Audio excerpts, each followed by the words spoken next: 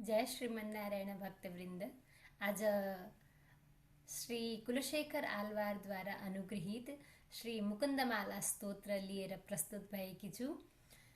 लक्ष्मीनाथ समारम्भां नाथयामुन मध्यमाम् अस्मदाचार्य पर्यन्तां वन्दे गुरुपरम्पराम्। घुष्यते यस्य नगरे रङ्गयात्रा दिने दिने तमहं शिरसा वन्दे राजानं कुलशेखरम्। श्रीवल्लभेति वरदेति दयापरेति भक्तप्रियेति भवलुण्ठनकोविदेति नाथेति नागशयनेति जगन्निवासे त्यालापिनं प्रतिपदं कुरु मां मुकुन्द। जयतु जयतु देवो देवकीनन्दनोऽयं जयतु जयतु कृष्णो वृष्णिवंशप्रदीपः जयतु जयतु मेघश्यामलः कोमलाङ्गो जयतु जयतु पृथिवी भारनाशो मुकुन्दः। मुकुन्दमूर्ध्ना प्रणिपत्य याचे भवन्तमेकान्तमियं तमर्थम् अविस्मृतेस्त्वच्चरणारविन्दे भवे भवे मेस्तु भवत्प्रसादात् नाहं वन्दे तव चरणयोर्द्वन्द्वमद्वन्द्वहेतोः कुम्भीपाकं गुरुमपि हरे नारकं नापनेतुं रम्या रामा मृदुतनुलता नन्दनेनापिरन्तुं भावे भावे हृदयभवने भावयेयं भवन्तम्। नास्ताधर्मेण वसुनिचये नैव कामोपभोगे यद्यद्भव्यं भवतु भगवन् पूर्वकर्मानुरूपम्। एतत् प्रार्थ्यं मम बहुमतं जन्म जन्मान्तरेऽपि त्वत्पादाम्भोरुहयुगगता निश्चला भक्तिरस्तु। दिवि वा भुवि वा ममास्तु वासो नरके वा नरकान्तकप्रकामम्। अवधीरितशारदारविन्दौ चरणौ ते मरणेऽपि चिन्तयामि। कृष्ण त्वदीयपदपङ्कजपञ्जरान्तः अद्यैव मे विशतु मानसराजहंसः। प्राणप्रयाणसमये कफवातपित्तैः कण्ठावरोधनविधौ स्मरणं कुतस्ते। चिन्तयामि हरिमेव सन्ततं मन्दमन्दहसिताननाम्बुजम् नन्दगोपतनयं परात्परं नारदादिमुनिवृन्दवन्दितम्।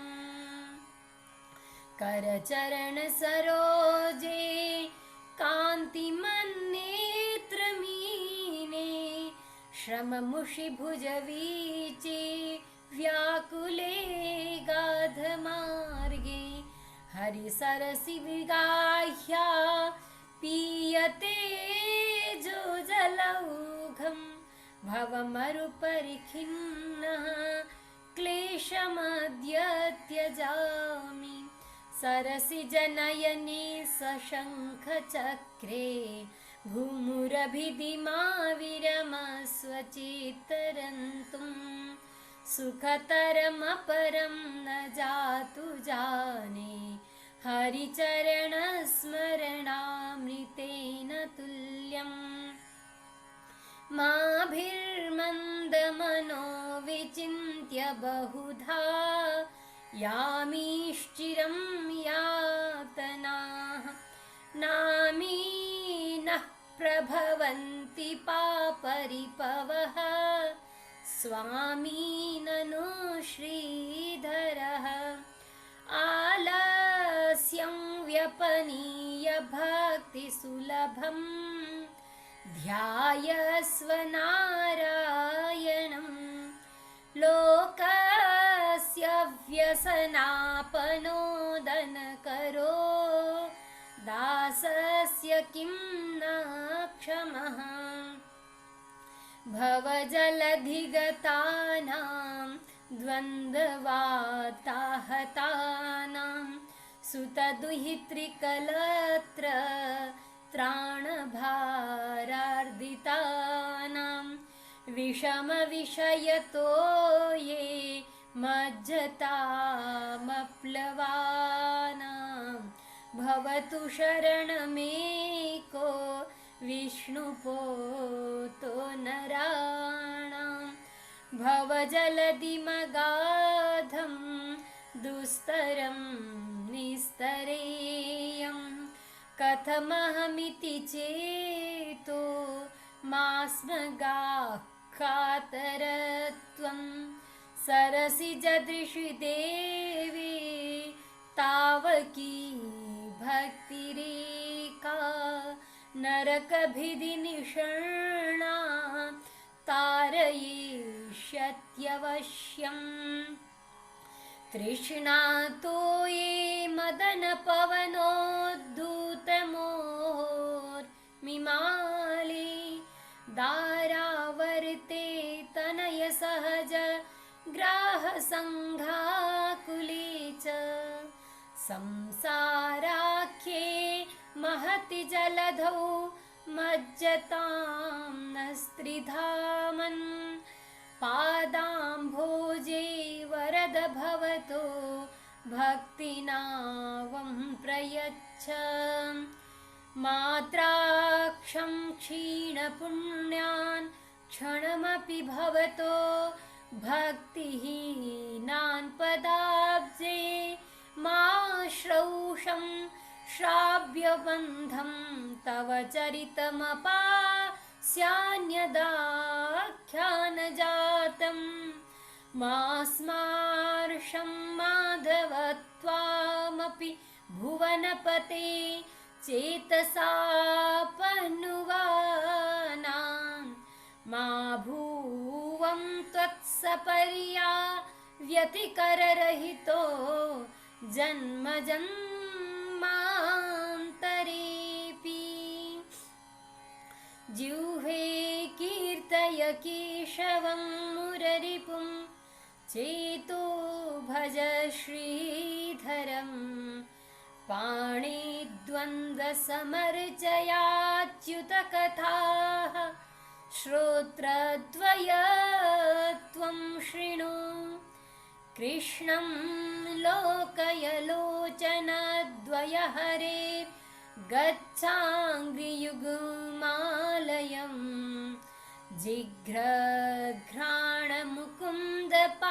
जिघ्रघ्राणमुकुन्दपादतुलसीं मूर्धन्नमाधोक्षजम् हे लोका शृणुत प्रसूतिमरणव्याधेश्चिकित्सामिमां योगज्ञाननिधानां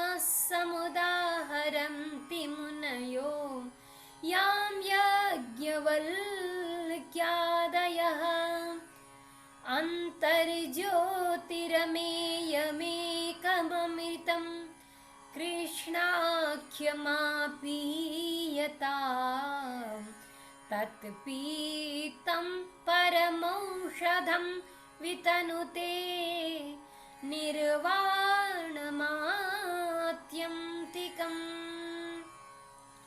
हे मर्त्याः परमं हितं शृणुतवो वक्ष्यामि संक्षेपतः। संसारार्णवमापदूर्मि बहुलं सम्यक् प्रविश्य स्थिताः। नानाज्ञानमपास्य चेतसै नमो नारायणायेत्यमुम् मन्त्रं सप्रणवं प्रणामसहितं प्रावर्तयध्वं मुहुः। पृथिवीरेणुरणुः पयांसि कणिका फल्गुस्फुलिङ्गो लघुः। तेजो निःश्वसनं मरुत्तनुतरं रन्ध्रं सुसूक्ष्मं नभः। क्षुद्रारुद्रपितामहप्रभृतयः कीटाः समस्तासुराः। दृष्टे यत्र स तावको विजयते भूमावधूतावधिः। बद्धेनाञ्जलिनानतेन शिरसा गात्रैः सरोमोद्गमैः। कण्ठेन स्वरगद्गदेन नयने नोद्गीर्णबाष्पाम्बुना। नित्यं त्वच्चरणारविन्दयुगल ध्यानामृतास्वादिनाम्। अस्माकं सरसीरुहाक्ष सततं सम्पद्यतां जीवितम्। हे गोपालक हे कृपाजलनिधे हे सिन्धुकन्यापते। हे कंसान्तक हे गजेन्द्रकरुणा पारीण हे माधव। हे रामानुज हे जगत्त्रयगुरो हे पुण्डरीकाक्ष माम्। हे गोपीजननाथ पालय परं जानामि न त्वां विना। भक्तापाय भुजङ्गगारुडमणिस्त्रैलोक्यरक्षामणिः। गोपीलोचन चातकाम्बुदमणिः सौन्दर्यमुद्रामणिः। यः कान्तामणिरुक्मिणी घनकुचद्वन्द्वैकभूषामणिः। श्रेयो देवशिखामणिर्दिशतु नो गोपालचूडामणिः।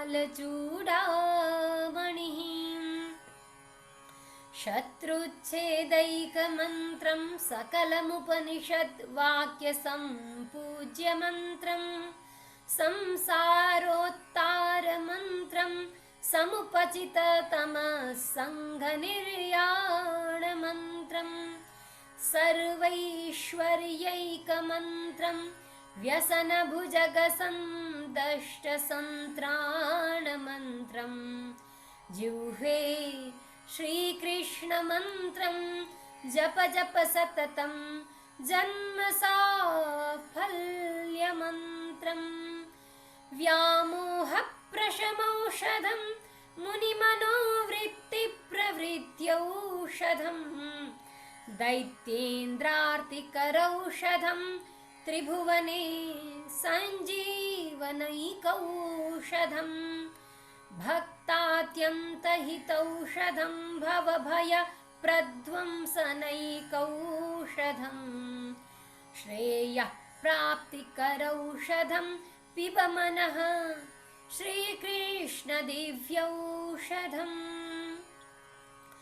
आम्नायभ्यसनान्यरण्यरुदितं वेदव्रतान्यन्वहम् मेदश्छेदफलानि पूर्तविधयः सर्वे हुतं भस्मनि तीर्थानामवगाहनानि च गज स्नानं विना यत्पद द्वन्द्वाम्भोरुह संस्मृतिर्विजयते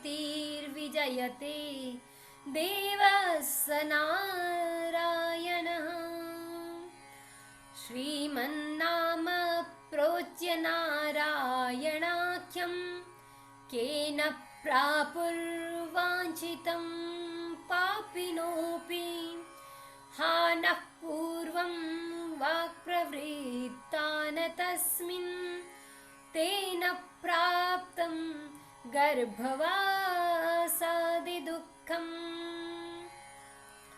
मज्जन्मनः फलमिदं मधुकैटभारे मत्प्रार्थनीयमदनुग्रह एष एव त्वद्भृत्य परिचारक भृत्यस्य भृत्य इति मां स्मरलोकनाथ नाते न पुरुषोत्तमे त्रिजगतामेकाधिपे चेतसा सेव्ये स्वस्य पदस्य दातरि सुरे नारायणे तिष्ठति यं कञ्चित् पुरुषाधमं कतिपयग्रामेशमल्पार्थदम् सेवायै मृगयामहे नरमहो मूकावराका वयम्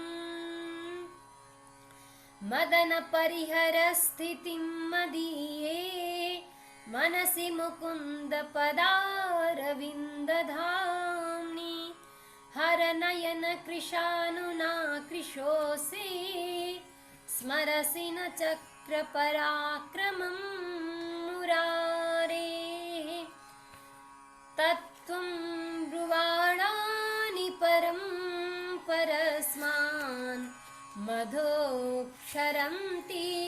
वसतां फलानि प्रावर्तय प्राञ्जलिरस्मि जिह्वे नामानि नारायण गोचराणि इदं शरीरं परिणामपेशलं पतत्यवश्यं श्लथसन्धिजर्जरम् किमौषधे क्लेश्यसि मूढदुर्मते निरामयं कृष्णरसायनं पिब दारावाराकरवरसुता ते तनूजो विरिञ्चिः स्तोता वेदस्तव सुरगणो भृत्यवर्गः प्रसादः मुक्तिर्माया जगदविकलं तावकी देवकी ते माता मित्रं वलरिपुसुतस्त्वय्यतो न्यन्न जाने कृष्णो रक्षतु नो जगत्त्रयगुरुः कृष्णं नमस्याम्यहम् कृष्णेनामरशत्रवो विनिहताः कृष्णाय तस्मै नमः कृष्णादेव समुत्थितं जगदिदं कृष्णस्य दासोऽस्म्यहम् कृष्णे तिष्ठति सर्वमेतदखिलं हे कृष्ण रक्षस्व माम् त्वं प्रसीद भगवन् कुरु मय्यनाथे विष्णो कृपां परमकारुणिकः किल त्वं संसारसागर निमग्नमनं तदीनम् उद्धर्तुमर्हसि हरे पुरुषोत्तमोऽसि नमामि नारायणपादपङ्कजं करोमि नारायणपूजनं सदा वदामि नारायणनामनिर्मलं स्मरामि नारायण तत्त्वमव्ययम् हे नाथ नारायण वासुदेव श्रीकृष्ण भक्तप्रिय चक्रपाणे श्रीपद्मनाभाच्युत कैटभारे श्रीराम पद्माक्ष हरे मुरारे अनंत वैकुंठ मुकुंद कृष्ण गोविंद दामोदर माधवेति वक्तुं समर्थोऽपि न वक्ति कश्चित् अहो जनानां व्यसनाभिमुख्यम् ध्यायन्ति ये विष्णुमनन्तमव्ययम् हृत्पद्ममध्ये सततं व्यवस्थितं समाहितानां सतताभयप्रदं ते यान्ति सिद्धिं परमां च वैष्णवीं क्षीरसागरतरङ्गशीकरा सारतारकितचारुमूर्तये भोगि भोगशयनीय शायिने माधवाय मधुविद्विषे नमः यस्य प्रियौ श्रुतिधरौ कविलोकवीरौ मित्रे द्विजन्मवरपद्म शरावभूतां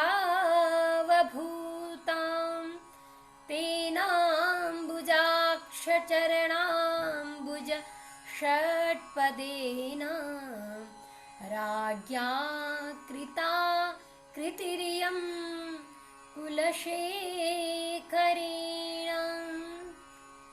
राज्ञा कृता कृतिरियं कुलशेखरेण श्रीमते रामानुजाय नमः। जय श्रीमन्नारायण।